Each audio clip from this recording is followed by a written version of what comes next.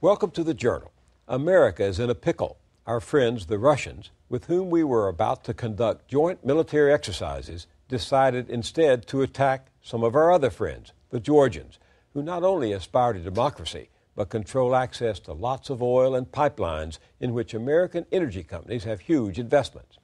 But when President Bush demands Russia go home and leave Georgia alone, his pal, Vladimir Putin, the modern Russian czar, gets that sardonic smile on his face. He knows that American troops are spread so thin in Iraq and Afghanistan that Uncle Sam more resembles Gulliver, tied down by too many commitments, too much hubris, and too many mistakes, than he does to Superman. It's a pickle, a predicament, and it's perilous. The limits of American power have never been more vividly on display, and that's the subject of my conversation this week with Andrew J. Bacevich. Here is a public thinker who has been able to find an audience across the political spectrum, from the nation and the American conservative to college classes and testimony before Congress. Fixing our problems should take precedence over fixing the world's problems. Bacevich speaks truth to power, no matter who is in power, which may be why those of both the left and right listen to him. Perhaps it's also because when he challenges American myths and illusions, he does so from a patriotism forged in the fire of experience as a soldier in Vietnam. After 23 years in the Army, the West Point graduate retired as a colonel and has been teaching international relations and history at Boston University. Andrew Bacevich has published several acclaimed books, including this one, The New American Militarism. His latest is The Limits of Power, The End of American Exceptionalism. He's with me now. Welcome. Thank you very much for having me. It's been a long time since I've read a book in which I highlighted practically every third sentence, so it took me a while to read what is in fact a rather short book. You begin with a quote from the Bible, the book of 2 Kings, chapter 20, verse 1. Set thine house in order. How come that admonition? Well, I've been troubled by the course of U.S. foreign policy for a long, long time. And I wrote the book in order to sort out my own thinking about where our basic problems lay.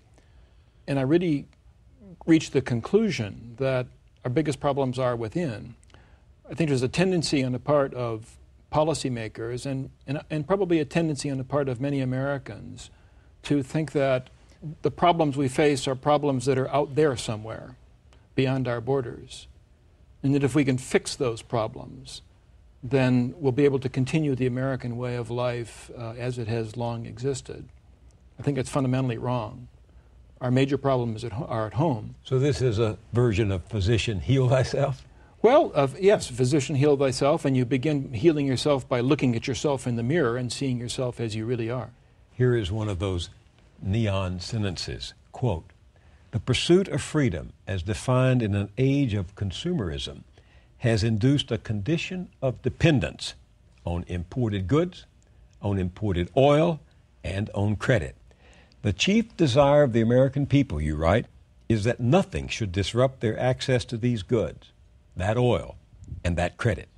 The chief aim of the U.S. government is to satisfy that desire, which it does in part through the distribution of largesse here at home, and in part through the pursuit of imperial ambitions abroad." In other words, you're saying that our foreign policy is the result of a dependence on consumer goods and credit. Our foreign policy is not something simply concocted by people in Washington, D.C. and imposed on us. Our foreign policy is something that is concocted in Washington, D.C., but it reflects the perceptions of our political elite about what we want, we the people want.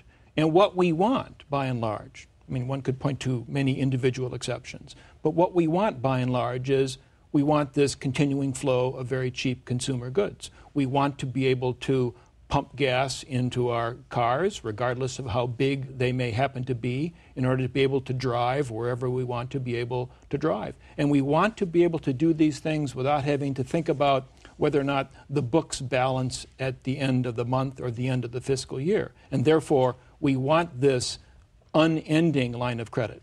You intrigued me when you wrote that the fundamental problem facing the country will remain stubbornly in place no matter who is elected in November. What's the fundamental problem you say is not going away, no matter whether it's McCain or Obama? What neither of these candidates will be able to, I think, accomplish is to persuade us to look ourselves in the mirror, to see the direction in which we are headed. And from my point of view, it's a direction towards ever greater debt and dependency. And you write that what will not go away is a yawning disparity between what Americans expect and what they are willing or able to pay. Well, explore that a little bit. Well, I think one of the ways we avoid confronting our refusal to balance the books is to rely increasingly on the projection of American military power around the world to try to maintain this dysfunctional system or set of arrangements that have evolved over the last 30 or 40 years.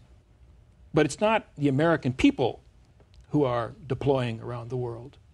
It is a very specific subset of our people, this professional army. We like to call it an all-volunteer force, right. But the truth is it's a professional army. And when we think about where we send that army, it's really an imperial army.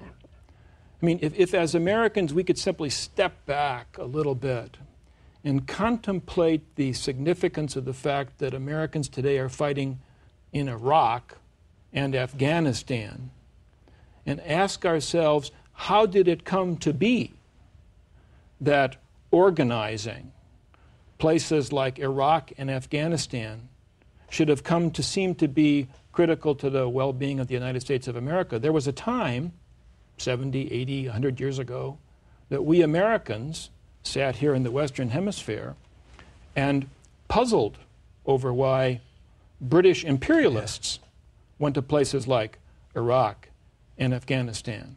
We viewed that sort of imperial adventurism with disdain, but it's really become part of what we do.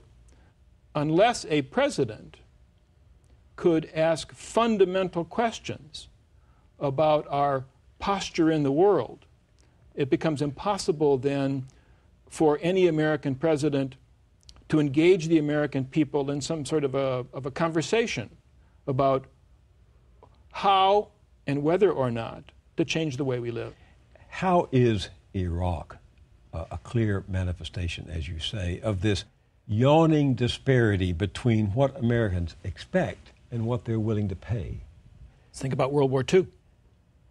A war that President Roosevelt told us was essential to U.S. national security, and was. And President Roosevelt said at the time, because this is an important enterprise, you, the American people, will be called upon to make sacrifices. And indeed, the people of the United States went off to fight that war in large numbers. It was a national effort. None of that's been true with regard to Iraq. I mean, one of the most striking things about the way the Bush administration has managed the global war on terror, which President Bush has compared to World War II. Right. One of the most striking things about it is that there was no effort made to mobilize the country. There was actually no effort even made to expand the size of the armed forces. As a matter of fact, the president said, just 2 weeks or so after 9/11, go to Disney World, go shopping. Well, there's something out of whack here. If indeed the global war on terror, and Iraq as a subset of the global war on terror, is